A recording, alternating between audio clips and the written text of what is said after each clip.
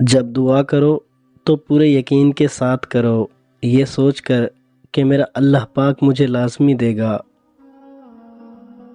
اللہ پاک سے اصرار کرو، بار بار کہو، کیونکہ دینے کے لیے اللہ پاک کے لیے کوئی بھی چیز بڑی نہیں، اور اللہ پاک بچوں کی طرح مانگنے والوں کو بہت پسند کرتا ہے۔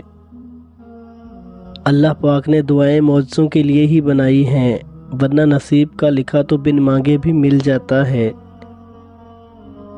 تمہیں اتنا مضبوط تو ہونا چاہیے کہ تمہاری کمزوری کوئی نامحرم نہ بن سکے۔ تمہیں اللہ پاک پر اتنا بھروسہ تو ہونا چاہیے کہ جب وہ کسی کی حقیقت تم پر کھول دے، اللہ پاک کے لکھے نصیب کو کوسنے کے بجائے اللہ پاک کا شکر ادا کرو۔ اللہ پاک کے لیے کچھ بھی عطا کرنا مشکل نہیں ہے۔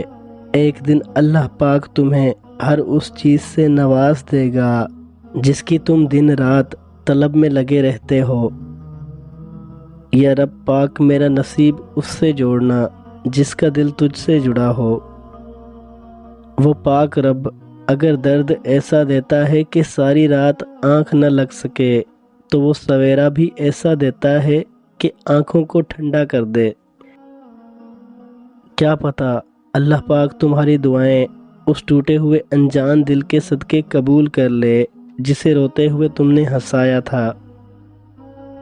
اللہ پاک سے دل لگا لو تو اللہ پاک کسی بھی ایسی چیز یا ایسے انسان سے تمہارا دل نہیں لگنے دے گا جو تمہارے دل کے لیے اچھا نہیں۔